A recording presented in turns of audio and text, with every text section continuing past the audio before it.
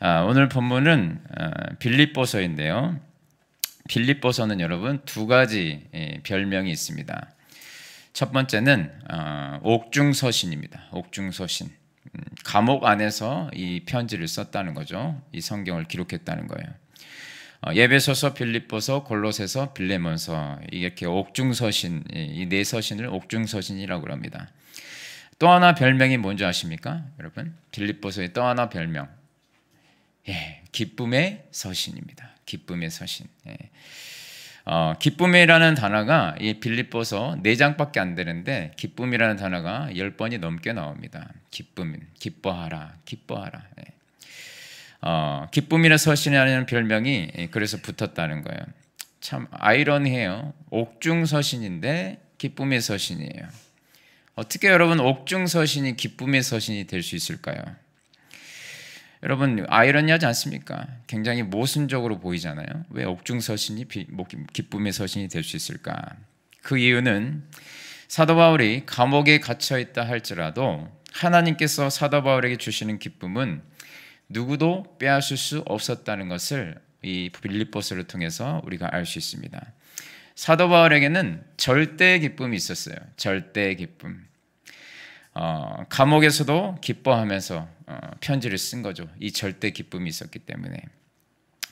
여러분 우리가 일반적으로 자기는 이제 별일이 없는 사람이 이렇게 슬픔을 당하는 사람을 향해서, 어려움을 당한 사람을 향해서 기뻐하라 이렇게 말을 한다면, 고난 가운데서도 기뻐하라 이렇게 이야기한다면 공감이 잘 됩니까? 공감이 잘 되시던가요? 공감이 잘 안 돼요. 별로 듣고 싶지 않아요. 그런 말은. 그렇죠? 당신이 안 당해봐서 그래, 이런 마음이 막 우러나오지 않습니까? 그런데 오늘 사도 바울처럼 감옥에서 억울하게 갇혀있는 사람이 감옥 밖에 있는 사람들을 향해서 기뻐하십시오 그러면 어떨까요? 잘 경청이 되지 않겠습니까? 이 사람은 왜 이런 상황에서도 기뻐하라고 하는 것인가? 그 메시지에 힘이 있지 않겠습니까? 오늘 사도 바울의 이 빌립보서가 그렇기 때문에 힘이 있습니다. 이 메시지에 힘이 있다는 거예요. 사도 바울은 그냥 밑도 끝도 없이 막연하게 기뻐하라 이렇게 말하지 않았어요. 내가 기뻐하니 너희도 기뻐하라 이렇게 얘기합니다. 나는 슬프지만 너희는 기뻐해라 이런 말이 아니에요. 나는 감옥에서 고생을 하고 있지만 너희는 편한 줄 알고 즐거워하라 이런 얘기가 아닙니다. 나는 비록 감옥에 있다 할지라도 주 안에서 기쁨이 넘친다는 거예요. 그렇기 때문에 너희도 기뻐하라는 겁니다. 어떠한 환경에 놓인다 할지라도 주 안에서 너희도 항상 기뻐하는 자가 되라. 여러분 이 메시지에 힘이 있지 않습니까? 그렇지 않습니까? 지금 감옥 안에서 이 기쁨의 모범을 보여주고 있습니다. 사도 바울이. 자, 사도 바울이 여러분 기쁨에 대해서 이야기할 때 뭔가 분석하고 설명하지 않았습니다. 그냥 기뻐하는 게 뭔지를 직접 보여줬어요. 여러분 기쁨은요, 이론으로 설명한다고 깨달을 수 있는 게 아닙니다. 기쁨은 여러분 설명이 안 돼요. 사전적인 의미를 설명해봐야 뭔지를 몰라요. 왜냐? 기쁨은 실체가 아니에요. 여러분 기쁨을 어디 마트 가서 돈 주고 살 수 있습니까? 물건입니까? 기쁨이? 실체가 아니란 말이에요. 그렇기 때문에 기쁨은 보여줘야 알아요. 저게 기쁨이구나. 저게 성경이 말하는 기쁨이구나. 저게 바로 성경이 말하는 그 기쁨이 터지는 모습이 저거구나. 보여줘야 한다는 거예요. 여러분 사랑도 마찬가지예요. 사랑도 여러분들 마트 가서 여러분 돈 주고 사랑을 살 수 있습니까? 사랑이 물건입니까? 개념이죠. 개념은 여러분 실체가 아니에요. 사랑은 이 세상에서 돈 주고 살 수 있는 물건이 아니에요. 눈에 보이지 않아요. 그럼 어떻게 하면 볼 수 있어요? 보여줘야 알죠. 그렇죠? 우리 그리스도인들이 이런 것들을 좀 보여줘야 되지 않겠습니까? 이게 기쁨이다. 이게 사랑이다. 그래야 알죠. 세상 사람들이 진짜 사랑이 무엇인지. 사랑도 여러분 개념입니다. 실체가 아니에요. 보여줘야만 알 수 있어요. 자, 기쁨도 마찬가지예요. 뭘 가르쳐주는 게 이론적으로 분석해서 설명해주는 게 아니에요. 기쁨을 보여줘야 감옥에서 이렇게 기뻐하는 모습, 이게 진정한 기쁨이구나. 보여줘야 안다는 거예요. 그런 의미에서 빌립보 성도들은 사도 바울을 통해서 무엇이 참된 기쁨인지 제대로 깨달을 수 있었습니다. 가장 좋은 가르침을 지금 사도 바울이 보여주고 있는 거예요. 여러분 우리 부모님들 계시죠? 자녀를 가장 잘 양육하는, 잘 키우는 방법이 뭘까요? 자녀를 가장 잘 양육하는 방법이 뭘까요? 좋은 세미나 여러분 많이 참석하면은 여러분 자녀를 잘 양육하는 부모가 될까요? 좋은 책을 많이 읽으면, 자녀에 관련된 좋은 책을 많이 읽으면 여러분 자녀를 잘 가르치는 좋은 부모가 될까요? 뭐 어느 정도 도움이 될 수는 있겠죠. 근데 여러분 진정한 해결 방법은 아닙니다. 자녀 교육의 가장 최고의 방법이 뭔가? 부부가 믿음 안에서 서로 행복하게 사는 모습을 보여주는 것이 자녀 교육의 최고의 방법인 줄 믿으시기 바랍니다. 삶으로 가르친 것만 남아요. 여러분 그런 책도 있더라고요. 보여줘야 알죠. 여러분 말로만 떠들면 누가 합니까? 부부가 믿음 안에서 서로 사랑하는 모습, 기뻐하는 모습, 감사하는 모습을 보여주면 아이들의 정서가 안정이 되고 그것이 자녀들에게 줄 수 있는 최고의 교육이고 축복이라는 거예요. 맨 부부가 둘이 싸우면서 뭐 좋은 세미나 다니고 부부끼리 막 전쟁을 벌이고 막 그 입에 담지도 못할 그런 험한 말들을 해대면서 무슨 좋은 책 읽어봐야 뭐합니까? 좋은 프로그램 많이 봐야 뭐예요? 뭐 금쪽이 뭐 백날 봐야 무슨 의미가 있습니까? 금쪽이 아무 소용없어요. 여러분 본을 보여줘야죠. 본을. 빌립보서가 우리에게 주는 최고의 본이 뭔가?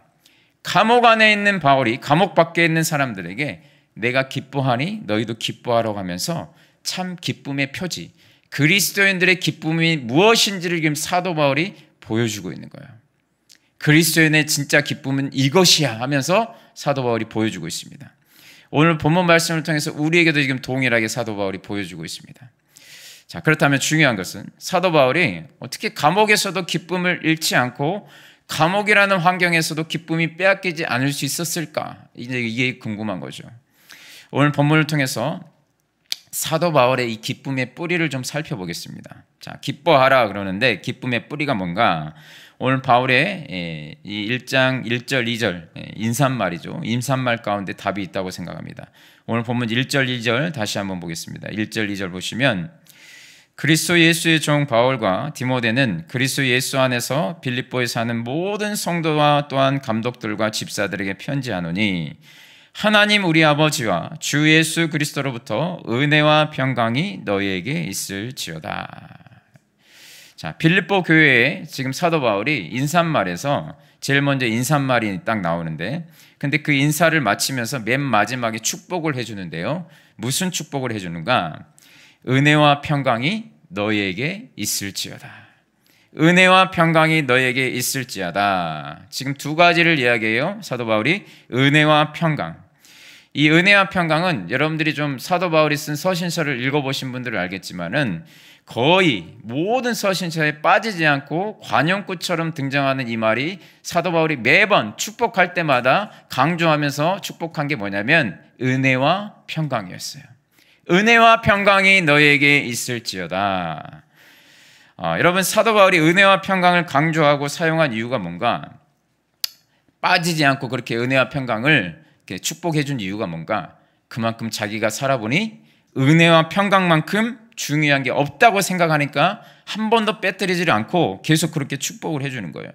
여기서 우리가 알 수 있는 게 뭐냐면 이 사도 바울의 기쁨의 뿌리를 알 수 있습니다. 첫 번째는 은혜이고 두 번째는 평강입니다. 사도 바울의 기쁨의 뿌리는 첫 번째는 은혜이고 두 번째는 평강이었다는 거예요. 여러분 우리 그리스도인들의 기쁨의 뿌리도 첫 번째가 은혜가 되길 바라고 두 번째가 평강이 될 수 있기를 바랍니다. 성도가 여러분 환경에서 기쁨을 찾으려고 하면 안 된다는 거예요. 어떠한 환경에서도 기쁨을 놓치지 않아야 그게 여러분 진정한 성도의 모습이거든요. 그게 바로 은혜와 평강에서 그것을 누릴 수 있다는 거예요. 제일 중요한 두 가지가 은혜이고 평강입니다. 어떠한 환경에서도 기쁨을 놓치지 않기 위해서는 제일 중요한 게 은혜와 평강이라는 거예요. 여러분 은혜가 무엇입니까? 여러분들 각자 은혜라는 그 정의를 내리고 있지 않습니까? 은혜가 뭘까요? 여러분들이 정의 내리시는 그 은혜가 무엇입니까? 마음속으로 한번 대답해 보세요. 내가 생각하는 은혜는 이것입니다. 여러분들이 각자 생각하는 은혜가 있지 않습니까? 은혜. 은혜는 보통 이런 정의가 있어요. 받을 자격이 없는 사람들에게 주어지는 하나님의 선물이다. 받을 자격이 없는 사람에게 주어지는 선물이라는 거예요. 그게 뭐예요? 은혜라는 거예요. 받을 자격이 있어요? 없어요? 없어요. 나는 이걸 받을 자격이 없는데 주는 거예요. 그게 뭐라고요? 은혜라는 거예요. 은혜. 이유를 설명할 수가 없는 거예요. 은혜라는 것은 이유를 설명할 수가 없습니다. 조건이 없어요. 이유를 설명할 수가 없어요. 가끔 이제 제가 이런 질문을 가끔 받았거든요. 어떤 질문이냐? 제가 어떻게 결혼했는지 이렇게 물어보시는 분들이 있어요. 목사님 어떻게 이렇게 결혼을 하셨습니까? 어떻게 저렇게 예쁘시고 착하시고 믿음도 좋으시고 또 워십도 잘하시던데요. 부채춤도 얼마나 예쁘게 하시던지. 어떻게 저런 사모님하고 결혼하셨습니까? 저한테 그렇게 물어봐요. 제가 그럼 뭐라고 대답하겠습니까? 아니, 저 잘 모르시죠? 저도 예전엔 잘 나갔습니다. 청년 때 인기 많았습니다. 저도 가끔 현빈이라는 소리를 들었습니다. 제가 이렇게 대답을 할까요? 아닙니다. 딱 한마디 합니다. 그저 은혜죠. 하나님의 은혜입니다. 제가 은혜를 입었습니다. 받을 자격이 없는 저에게 하나님께서 큰 선물을 주셨습니다. 이렇게 대답해야 되지 않겠습니까? 그렇게 대답할 수밖에 없습니다. 여러분, 은혜는 받을 자격이 없는 자에게 주어지는 하나님의 사랑입니다. 자, 그렇다면 제가 여러분들에게 질문할게요. 자, 그렇다면 그 은혜 중에 최고의 은혜가 무엇일까요? 받을 자격이 없는 자에게 주어지는 하나님의 사랑인데 그 은혜 중에 최고의 은혜가 무엇일까요? 구원의 은혜. 아멘 하십니까? 구원의 은혜. 구원받을 만한 아무 이유도 없는 나를 하나님께서 이처럼 나를 사랑하사 예수 그리스도를 십자가에 죽이시기까지 사랑하사 나를 죄와 사망 가운데 건져주신 그 은혜, 찬송가에도 나오죠. 하나님의 은혜로 있을 데 없는 자 왜 구속하여 주는지 난 알 수 없도다. 알 수 있어요? 없어요? 없어요. 왜 하나님이 있을 데 없는 나를 구원해 주셨는지, 구속해 주셨는지 알 수가 없다는 거예요. 그게 뭐라고요? 하나님의 은혜라는 겁니다. 은혜. 이유를 알 수 없어요. 그 크신 사랑을 받을 자격이 아무 이유도 없는 나인데 구원을 선물로 주신 거예요. 여러분, 우리 모두는 그 은혜를 받은 자임을 믿으시기 바랍니다. 여러분, 구원의 은혜는 은혜 중에 은혜예요. 은혜 중에 은혜. 최상의 은혜입니다. 이제 더 이상의 은혜는 없어요. 그 위에 있는 은혜는 없단 말이에요. 가장 최고의 위치에 있는 은혜가 뭐냐면 구원의 은혜라는 거예요. 그렇기 때문에 우리는 그 베스트를 이미 받은 자들입니다. 베스트의 은혜를, 베스트의 선물을 이미 받은 자들이에요. 다른 은혜들도 귀하지만 구원의 은혜가 없으면 다른 은혜는 의미가 없는 거예요, 여러분. 구원의 은혜가 없으면 다른 은혜가 무슨 의미가 있어요? 구원의 은혜는 세상의 그 어떤 것들로도 대체가 불가능한 은혜가 이 구원의 은혜입니다. 여러분, 그런데 우리가 구원의 은혜에 대해서 정말 무뎌질 때가 굉장히 많아요. 하나님께서 주신 은혜 중에 은혜가 구원의 은혜인데 이것에 대한 기쁨과 감사가 사라질 때가 굉장히 많다는 거예요. 뭐 사업의 은혜, 직장의 은혜, 결혼의 은혜, 자녀의 은혜, 건강의 은혜, 물질의 은혜, 이런 은혜들이 없으면 우리의 기쁨도 없어질 때가 굉장히 많아요. 이런 은혜들 안 주시면 우리의 기쁨도 멈춰버린다는 거예요. 그러면서 꼭 하는 게 뭐냐? 하나님의 사랑을 의심합니다. 하나님 나를 사랑하신 게 맞습니까? 하나님 도대체 나를 사랑하시긴 하십니까? 여러분, 사도 바울은 우리가 원하고 바라는 그런 사업, 직장, 결혼, 자녀, 물질, 건강 이런 것은 고사하고 도리어 감옥에 갔는데 감옥에서 지금 뭐라고 하냐면 기쁘다는 거예요. 너희도 기뻐하라는 겁니다. 뭐 때문에요? 구원의 은혜 때문에. 감옥이라는 환경이 구원의 은혜에서 뿜어져 나오는 그 기쁨을 멈추지 못하게 하더라는 거예요. 구원의 은혜가 살아 숨쉬는 자에게는 감옥에서 기쁨이 터진다는 것을 오늘 사도 바울을 통해서 알 수 있습니다. 여러분, 많은 성도들이요, 하나님의 사랑과 은혜를 어디서 이렇게 판단하려고 하냐면, 어디서 보려고 하냐면, 자기의 삶 가운데 벌어지는 상황과 처지와 형편을 바라보면서 하나님의 사랑을 판단해요. 일이 잘 되면 은혜의 하나님 하고서 기뻐하다가, 환경이 어려워지면 어때요? 순식간에 기쁨이 사라져버리는 거예요. 하나님을 의심하기 시작합니다. 하나님이 나를 도대체 사랑하긴 하십니까? 나를 지켜보고 계시긴 하는 거예요? 맨 그 질문이죠, 여러분.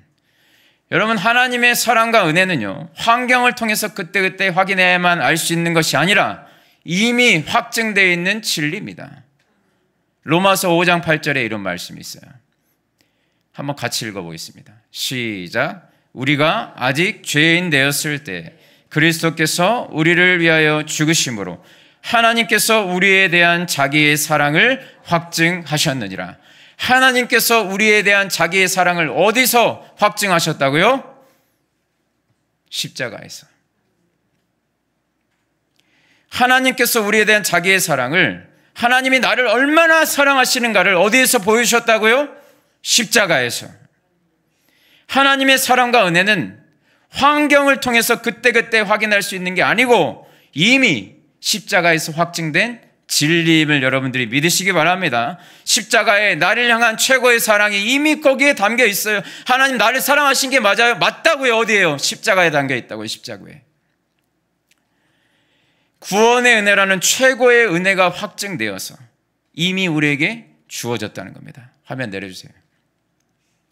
복 중에 최고의 복은 구원의 복이기 때문에, 이미 최고를 받았기 때문에 다른 것은 좀 없어도 그것이 우리의 기쁨을 빼앗아 갈 수 없다는 것입니다. 여러분, 그리스도인들은 여러분 시시각각 변하는 자기 형편이나 처지나 상황 때문에 좌절하고 열등감 느끼면서 낙심하고 기쁨이 멈출 만한 존재가 아니라는 겁니다. 어디를 바라보면요? 십자가를 바라보면. 하나님께서 십자가를 통해서 최고의 은혜를 주셨기 때문에. 근데 우리는 너무나도 쉽게 좌절하고 낙심해요. 왜냐? 그 십자가의 은혜를 망각하고 살기 때문에 그렇습니다. 이렇게 예배에 나와도 이렇게 내가 지금 예배 드릴 수 있는 은혜에 대한 감격이 없어요. 그냥 지금 해결되지 않은 그 문제만 생각하면서 나와요. 언제 해결되나? 언제 좀 해결해 주십니까, 하나님? 그러니 무슨 감사가 있겠습니까? 예배에 대한 감격이 있겠습니까? 마음의 평안이 있겠습니까, 여러분? 하박국 3장에 보면 이런 말씀이 나와요. 유명한 말씀입니다. 한번 같이 읽어볼까요? 시작. 비록 무화과 나무가 무성하지 못하며 포도나무에 열매가 없으며 감람나무에 소출이 없으며 밭에 먹을 것이 없으며 우리의 양이 없으며 외양간에 소가 없을지라도 나는 여호와로 말미암아 즐거워하며 나의 구원의 하나님으로 말미암아 기뻐하리로다. 아멘. 뭘로 기뻐한다고요? 외양간에 소로요? 포도나무의 열매로요? 감람나무의 소출로 기뻐한다고요? 뭘로 기뻐한다고요? 그런 것들이 없고 없어도 뭘로 기뻐한다고요? 구원의 하나님으로 말미암아 기뻐하리로다. 하박국과 사도 바울이 동일한 모습 아닙니까? 기쁨이 멈추지 않는다는 거예요. 뭘로 말미암아요? 구원의 하나님으로 말미암아. 우리에게도 이 기쁨이 회복될 수 있기를 주님의 이름으로 축원합니다. 여러분, 요즘 기쁨이 사라지셨습니까? 아니, 기뻐할 일이 있어야 기뻐하죠. 그런 마음이십니까? 여러분들이 망각하신 게 있어요. 최고의 은혜를 이미 받았다는 것을 잊어버리신 거예요. 십자가의 은혜입니다. 물질의 은혜, 사업의 은혜, 자녀의 은혜, 그런 것들이 좀 열리지 않아도 이미 최고의 은혜를 여러분들이 받으셨다는 것을 기억하시잖아요. 그 기억이 소환되면 다시 기쁨이 터져 나오게 된다는 거예요. 내 처지에 상관없이, 상황에 상관없이, 문제가 해결되지 않아도 감옥에 있는 바울이 기뻐했던 것처럼 나도 감옥 같은 상황에도 기뻐하게 됨을 여러분들이 믿으시기를 바랍니다. 그것이 최고의 은혜예요. 그런 것들은 있다가도 없어요. 물질은 좀 있다가도 없어질 수 있는 거예요. 그런 것들은 시시각각 변해요. 여러분들 기쁨을, 근원을 그런 것들에서 찾으면 기쁨이 올라갔다 내려왔다 난리를 부르스를 치는 거예요. 기쁨이 일정하게 지속될 수 있는 유일한 근거는 그 뿌리가 십자가일 때 우리 기쁨이 지속됨을 믿으실 수 있기 바랍니다. 또 하나 사도 바울에게 있었던 기쁨의 뿌리 또 한 가지는 뭐냐? 평강이었습니다. 첫 번째는 은혜, 두 번째는 평강. 하나님의 은혜가 임하잖아요. 그러면 하나님의 은혜가 임한 사람들에게 반드시 나타나는 특징이 있어요. 얼굴에서 드러나요. 평강이 드러납니다. 평강. 와, 저 사람은 참 평온해 보인다. 평강. 은혜와 평강은 떨어져 있는 게 아닙니다. 은혜 받은 자에게는 반드시 평강이 임하게 되어 있어요. 은혜는 원인이고 평강은 열매입니다. 은혜가 임하면 그 열매로 평강이 맺혀져요. 우리 모두 하나님의 은혜를 입어서 신앙생활을 시작했죠. 은혜가 아니면 우리가 구원받을 길이 없어요. 십자가의 은혜로 구원받아서 신앙생활을 하는 거예요. 그런데 이 하나님의 은혜를 누리며 신앙생활을 하다 보면 우리 가운데 뭐가 나타나냐? 평강이 나타난다는 거예요. 예수 그리스도를 믿음으로 말미암아 우리 같은 죄인이 의롭다함을 얻은 것이 은혜인데, 하나님의 은혜를 소유한 사람이 죽을 때까지 갖게 되는 게 뭐냐면 그게 바로 평안입니다. 죽을 때까지 갖게 되는 영혼의 상태, 평강의 상태라는 거예요. 우리 아까 찬양했죠. 평화 평화로다. 영혼의 만족감, 하나님의 한량없는 은혜를 받은 사람들에게 공통적인 특징이 나타나는 게 있는데 그게 뭐냐? 샬롬의 평강. 여러분 우리 그리스도인들에게요, 여러분 우리가 성도라 하면 좋은 학벌은 좀 없어도 돼요. 돈은 좀 없어도 됩니다. 좋은 직장, 연봉 높은 직장 좀 안 다녀도 괜찮아요. 그런데 여러분 우리에게 꼭 있어야 될 게 있어요. 그게 뭔지 아세요? 평강이에요. 평강. 돈은 좀 없어도 돼요, 여러분. 성도에게 여러분 없어서 안 될 게 있어요. 이건 꼭 있어야 돼요. 그게 뭔지 알았어요? 평강이라고요. 이 샬롬의 평강, 이것을 놓쳐버렸다. 여러분 성도로서 여러분 자격이 없는 거예요. 우리에게 이 평강이 있어야 됩니다. 근데 여러분 이 평강이라는 것도 마찬가지로 외부적인 조건에서 오는 게 아닙니다. 돈이 많다고 여러분 평강이 임합니까? 권력이 많다고 평강이 임합니까? 그렇지 않아요. 아까 우리 찬양 불렀죠. 평강은 어디서부터 옵니까? 하늘로부터 내려옵니다. 평강은 여러분 하나님이 주시는 거예요. 오늘 2절 말씀 다시 한번 읽어보겠습니다. 빌립보서 1장 2절 같이 한번 읽겠습니다. 시작. 하나님 우리 아버지와 주 예수 그리스도로부터 은혜와 평강이 너희에게 있을지어다. 평강이 어디서 온다고요? 평강이 어디서 와요? 하나님 우리 아버지와 주 예수 그리스도로부터. 평강은 하나님께로부터 온다는 겁니다. 여러분 평강은 오직 하나님만이 주실 수 있습니다. 은혜와 평강은 하나님만이 주실 수 있다는 거예요. 성경이 말하는 평강은 어디서 나오느냐? 돈에서 나오는 게 아니에요. 하나님과의 관계에서 나옴을 믿으시기 바랍니다. 이 평강은 하나님과의 관계에서만 얻을 수 있어요, 여러분. 나와 하나님과의 관계가 뭔가 잘못됐다. 여러분 이 평강이 없어져요. 여러분 돈이 아무리 많건 뭐 잘났건 간에 나와 하나님과의 관계가 뭔가 잘못되잖아요. 평강이 사라져요. 요한복음 14장 27절에 보니까 이런 말씀이 있어요. 평안을 너희에게 끼치노니 곧 나의 평안을 너희에게 주노라. 내가 너희에게 주는 것은 세상이 주는 것과 같지 아니하니라. 아멘 하십니까? 평안을 너희에게 끼치노니 곧 나의 평안을 너희에게 주노라. 내가 너희에게 주는 것은 세상이 주는 것과 같지 아니하리라. 세상에서는 여러분 평강을 찾을 수 없어요. 세상이 주는 것과 다르라고 말씀하시잖아요. 누구만 주실 수 있어요? 예수님만이 주실 수 있다는 겁니다. 예수님과의 관계에서 평강을 얻을 수 있다는 겁니다. 외부적인 조건에 의해서 돈 좀 많고 소유가 넉넉하면 평강이라고 생각하는데 그렇지 않아요. 여러분 그것은 평강이 아닙니다. 그냥 유사 평강이죠. 돈이 있을 때만 그러면 평강하겠네요. 돈 없으면 참 불안하겠네요. 그렇죠? 돈이 없으면 평강도 사라지는 것은 평강이 아닙니다, 여러분. 주님이 주시는 평강은 외부적인 환경에 흔들림이 없습니다. 조건에 의해서 흔들리지 않아요. 왜냐? 주님과의 관계에서 나오는 거니까요. 여러분 세상의 그 어떤 물질적인 소유에서 나오는 그 편리함과 평강은 달라요. 여러분 돈이 있으면 편하죠. 근데 편한 것과 평강은 달라요, 여러분. 몸이 좀 편한 거고 마음의 평강과 몸이 편한 것은 완전히 다른 개념이에요. 하늘로부터 주어집니다. 평강은, 이 마음의 평강은 하나님만 주실 수 있다는 거예요. 그래서 여러분, 이 평강이 있는 사람, 외부 조건에 관계없이 기뻐할 수 있게 됨을 믿으시기 바랍니다. 우리가 다니엘서를 보면은 느부갓네살 왕이 나와요. 이 사람 돈도 많은 사람이고 왕이니까 권력도 대단한 사람이에요. 그렇죠? 명예도 대단한 사람이고, 그렇지 않습니까? 다 가졌어요. 그때 당시에 느부갓네살이면 뭐 지금의 대통령은 비할 것도 안 돼요. 어마어마한 권력을 가지고 있습니다. 다니엘서 2장 1절에 보니까 그런 느부갓네살이 정말 어떤 현상인가, 이런 현상이 나와요. 느부갓네살이 이런 고민을 합니다. 느부갓네살이 다스린 지 2년이 되는 해에 이제 통치 2년째 느부갓네살이 꿈을 꾸고 그로 말미암아 마음이 번민하여 잠을 이루지 못한지라, 이렇게 나왔어요.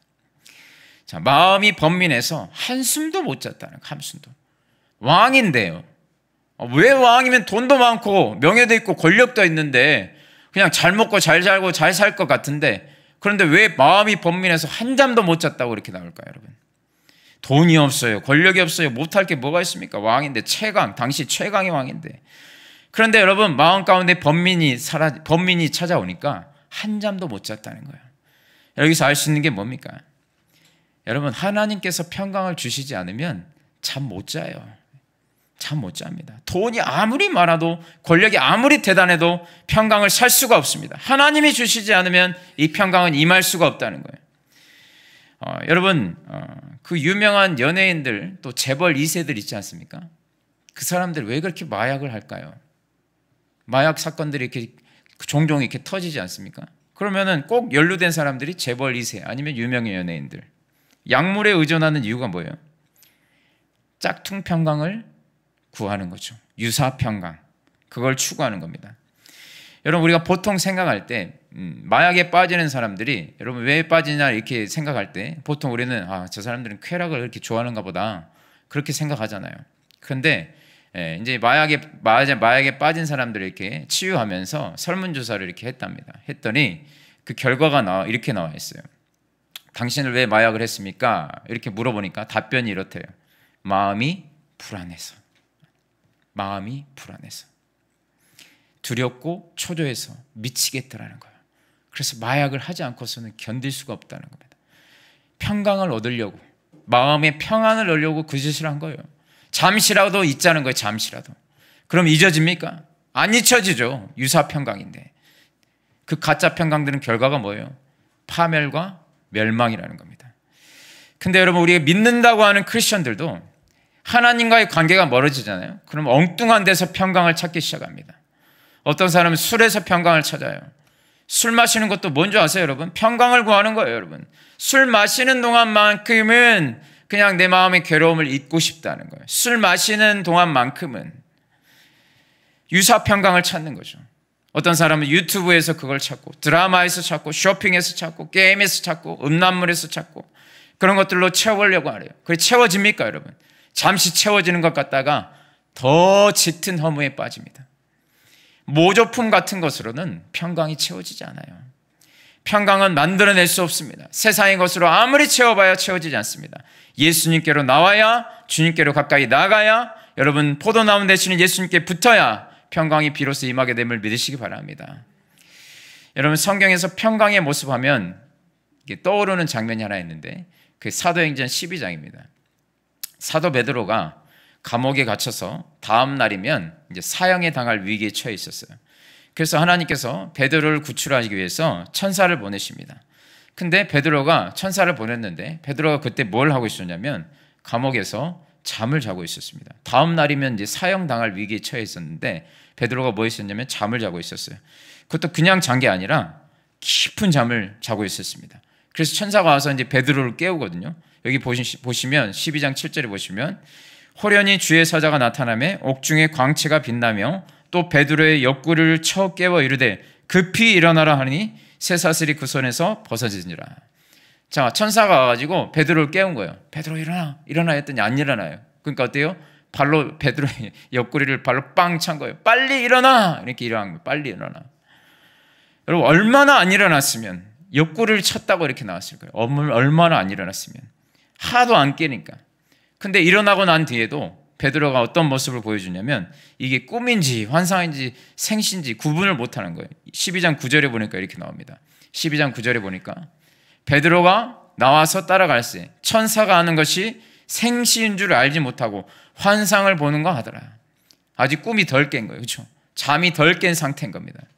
그만큼 깊이 잠을 잔 거예요. 내일이면 사형당할 수 있는 상황인데 그만큼 깊이 잠을 들었다는 거예요. 여기서 알 수 있는 게 뭘까요? 베드로 안에 진짜 평강이 있었다는 거예요. 평강. 내일의 죽음 앞에서도 전혀 흔들림이 없더라는 겁니다. 하나님이 이 평강을 누구에게 주셨다고요? 베드로에게 주셨습니다. 여러분, 하나님의 은혜 안에서 이 평강이 임하잖아요. 두렵지 않습니다. 시편 3편에 시편 기자가 이런 고백을 해요. 천만인이 나를 에워싸 진친다 하여도 나는 두려워하지 아니하리라. 아멘. 천만인이 나를 에워싸 진친다 하여도 나는 두려워하지 않는데요. 하나님이 함께 하시면 누구도 나를 넘어뜨릴 수 없다는 자신감, 넘치는 상태, 이게 바로 평강입니다. 저와 여러분들에게도 이 베드로에게 임했던 평강이 우리 삶에 임할 수 있게 되기를 주님의 이름으로 축원합니다. 그렇다면 마지막으로 우리가 이 평강을 어떻게 하면 얻을 수 있을까요? 평강에 대한 유명한 말씀을 떠올려 보시면 금방 알 수 있습니다. 우리가 잘 아는 말씀입니다. 빌립보서 4장 6절 7절 말씀, 우리 마지막으로 이 말씀 읽고 마치겠습니다. 시작. 아무것도 염려하지 말고 다만 모든 일에 기도와 간구로 너희 구할 것을 감사함으로 하나님께 아뢰라. 그리하면 모든 지혜각에 뛰어난 하나님의 평강이 그리스도 예수 안에서 너희 마음과 생각을 지키시리라. 아멘. 모든 지각에 뛰어난 하나님의 평강이 어디서부터 온다고요? 기도에서 온다는 거예요. 기도에서. 기도와 간구를 통해 하나님의 평강이 임한다는 겁니다. 요즘 여러분 평안하십니까? 마음의 평강이 있으십니까? 없으신 분들은 나와서 기도하실 수 있길 바랍니다. 기도가 없으면요, 평강이 없을 수밖에 없어요. 말씀에 나와 있잖아요. 모든 지각에 뛰어난 하나님의 평강이 우리의 기도와 간구를 통해서 임하게 된다는 겁니다. 여러분, 기도에 있어서 최고의 응답 중에 하나가 뭘까요? 평강입니다. 기도에 있어서 최고의 응답 중에 하나, 물론 문제 해결들도 감사하겠죠.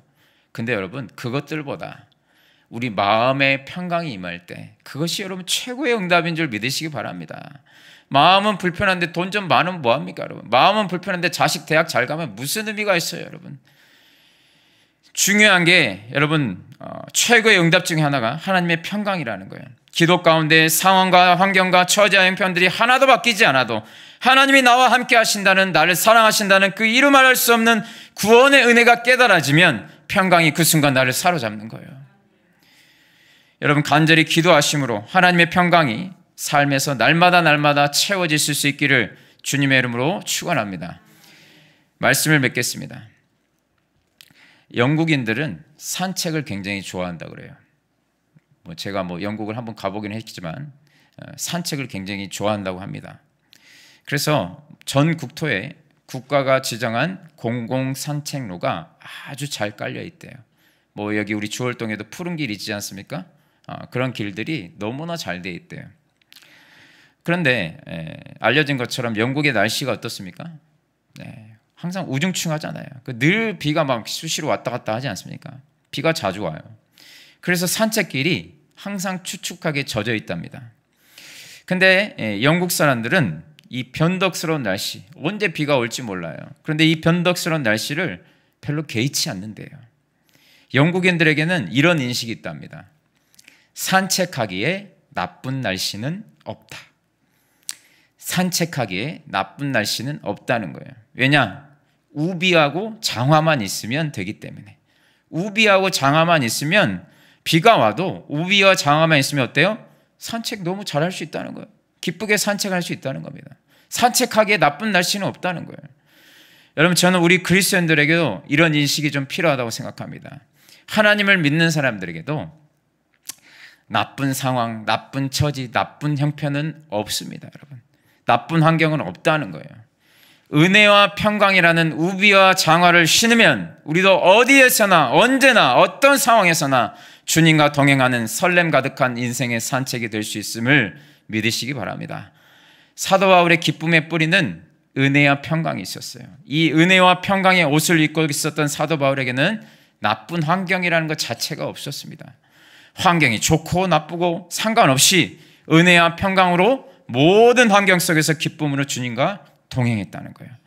여러분, 우리에게도 우비와 장화가 있습니다. 그것이 바로 은혜와 평강인 줄 믿으시기 바랍니다.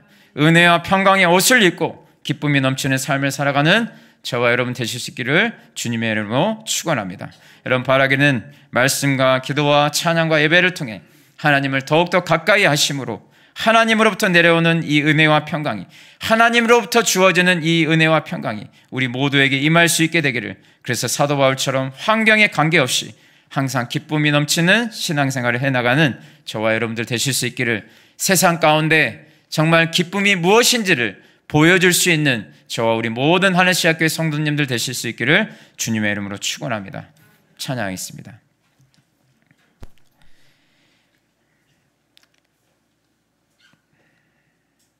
우리 시간에 하나님의 약속 함께 찬양하겠습니다.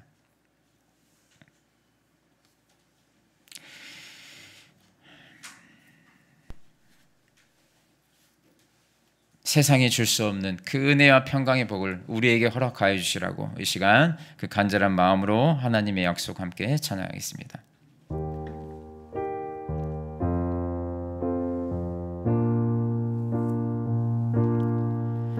여호와는 너에게 복을 주시기를 원하며 너를 지키시기를 원하시며, 여호와는 그 얼굴을 너를 향하여 드사 은혜와 평강 주시기 원하노. 다시 한번, 여호와는 너에게 복을 주시기를 원하며 너를 지키시기를 원하시며, 여호와는 그 얼굴을 너를 향하여 드사 은혜와 평강 주시기 원하노라.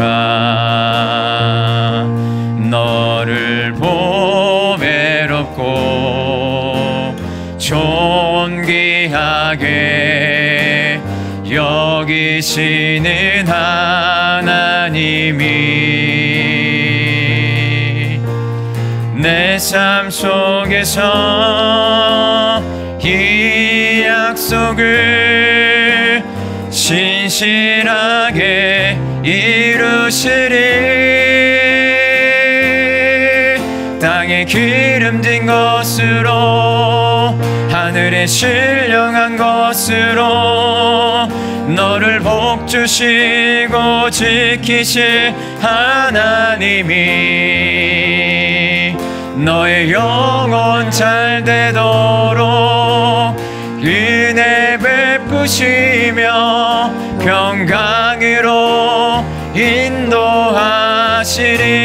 다시 한번, 여호와는 너에게 복을 주시기를 원하며 너를 지키시기를 원하시며,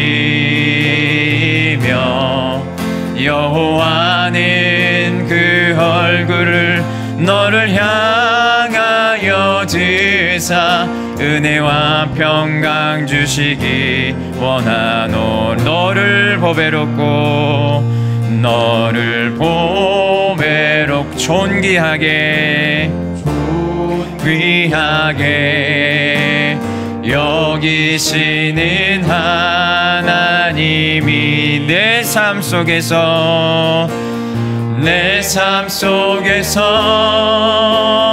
이 약속을 신실하게 이루시리. 땅에 기름진 것으로 하늘에 신령한 것으로 너를 복주시고 지키실 지키실 하나님, 너의 영혼 잘 되도록, 너의 영혼 잘 되도록 은혜 베푸시며 평강으로 인도하시, 너를 보배롭고